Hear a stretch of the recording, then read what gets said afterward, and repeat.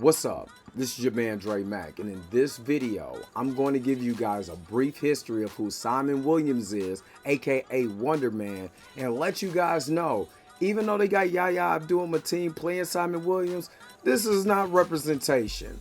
But the real question is,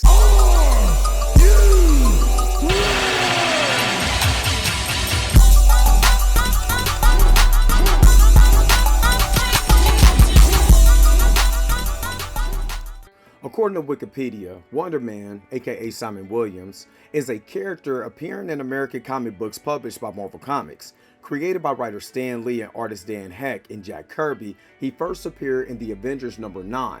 The character, who was initially introduced as a supervillain imbued with ionic energy, fought the Avengers and, after the series of events, was reborn as a superhero, joining the team against he originally fought.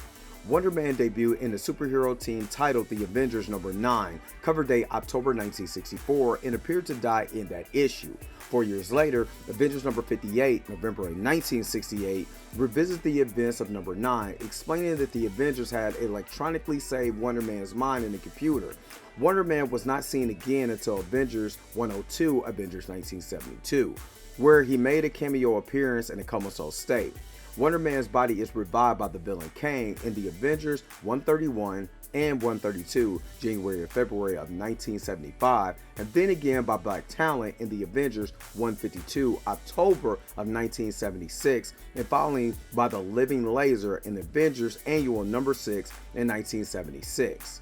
After the last encounter, Wonder Man finally recovers in the facilities and joins the Avengers in a full-time capacity in the Avengers 160, June of 1977. Wonder Man and his fellow Avenger, the Beast, were cast as friends and lovers of nightlife, which become a fan-favorite dynamic of the Avengers and continue to be used after the two characters left the series. Marvel Comics then publisher Stan Lee said in 1978, "You know, years ago we brought out Wonder Man and DC Comics sued us because they had Wonder Woman, and I said, okay, I'll discontinue Wonder Man. And all of a sudden they got Power Girl after Marvel had introduced Power Man. Oh boy, how unfair." Wonder Man later appeared as a founding member of a spin-off West Coast Avengers first in a 4-issue miniseries September and December 1984, and continued as one of the primary characters in the series' 102-issue run. After that team disbanded, he joined the Team Force Works in a series that debuted in with a July 1994 cover date.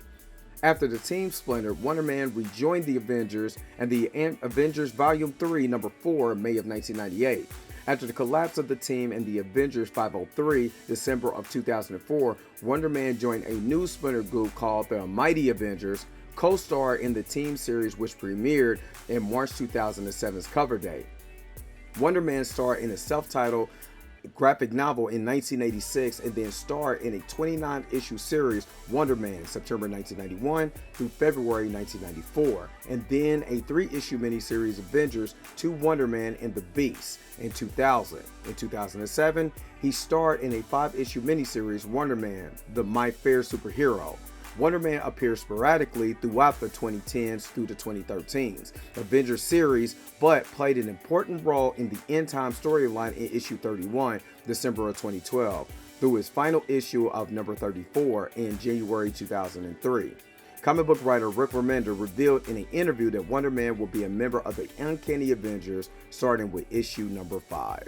Alright, so for me, the thing about Wonder Man is Wonder Man does have some interest as far as his comic book lore in history. Never would deny that. One thing about Wonder Man, though, is he's a D-list character. And when I literally say D-list, I'm not joking. All you got to do is look at the rankings of where he ranks as far as when you think about Avengers members, you think about West Coast Avengers, you think about anything. The name Wonder Man is not going to pop up that often.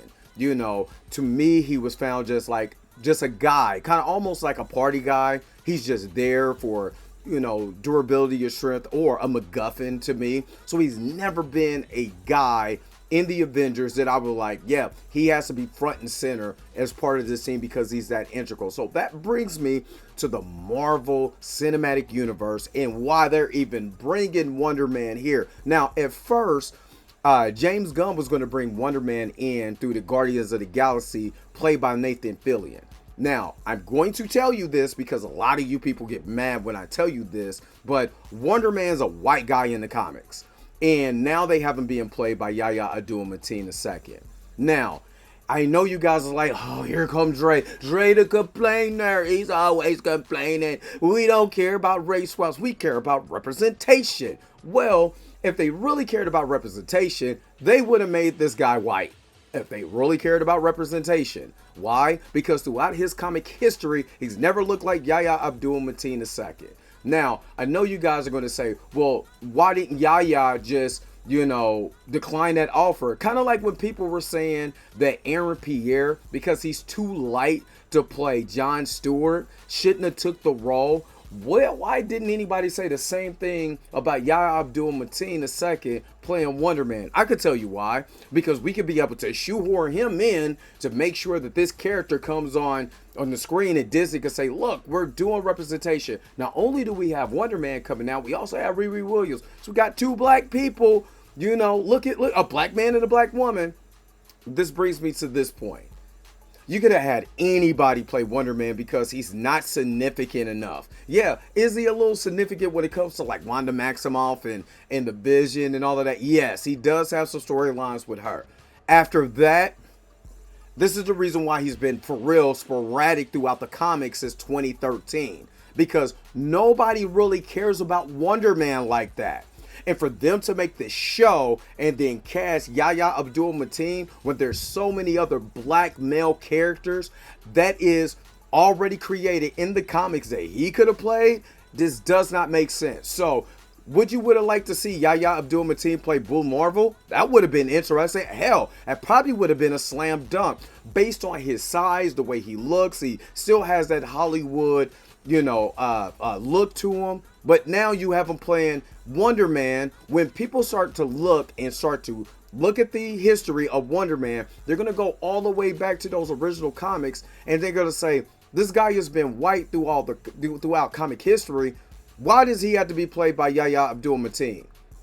And that is the question that I always ask Marvel. Is it representation, or are you trying to piss off your fan base that don't look like me? Now, I made the same assumption when I said that Falcon should never take in the mantle of Captain America.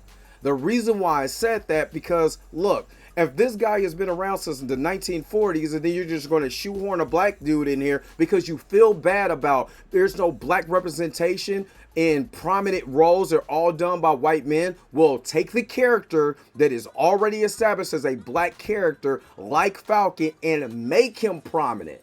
What you do is you tell stories to elevate him and put him in a position where he's looked at among his peers, among the Black Panthers, among the Storms, among the Bishops, and everybody else that he could be at, the Blue Marvels, Brother Voodoo. There is already established black characters that you can elevate instead of blackwashing these characters or this character to say, hey, this is what diversity looks like.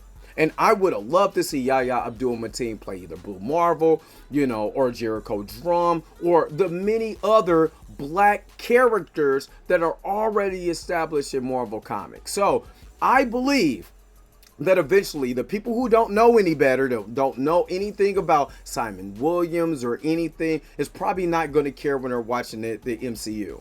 When they're watching this show that comes out on Disney Plus, they're not going to look until they actually start Googling, just like people did with Venom 3 and start looking at all those symbiotes, you know what I'm saying, that's going out there and say, oh, I want to know what that symbiote is and what that color symbiote, who is that? So what do you think they're gonna do when they start Googling Wonder Man and see that he's a white guy with black hair? And they're gonna wonder why the black dude's playing them. And this is not to, to shit on Yahya Abdul-Mateen or anything like that, because, hey man, make your money. But don't get mad or honestly, don't be surprised if you have, people that are pissed off because here's another white character played by a black man that the black community did not ask for. So, with that being said, what do you guys think? Am I tripping? Am I just making something up? Or is this controversy that I'm pushing out? You let me know Put it in the comment section below, and don't forget to tag me. If you don't like what I'm saying, tag me in it. I love to see what you're talking about. All right. Thank you guys for tuning in to another episode of the Dre Mack Show. Don't forget to like, share, and subscribe. Don't forget to hit that bell notification so you can never, ever miss one of my videos again. Until next time, I'll let you guys later. Peace and vibe power, y'all. Enjoy the rest of your day. Where's my outro at? I gotta go. Wait a minute. You're telling me the video's over? What? Huh. Okay, I guess so. If you have came to this portion of the video, thank you so very much for sticking to the end. Don't forget to like, share, and subscribe. Don't forget to hit that little bell notification so you never miss one of my videos. And if you really want to, you don't got to, go ahead and follow the social media links that's down below. Until next time, I'll let you guys later.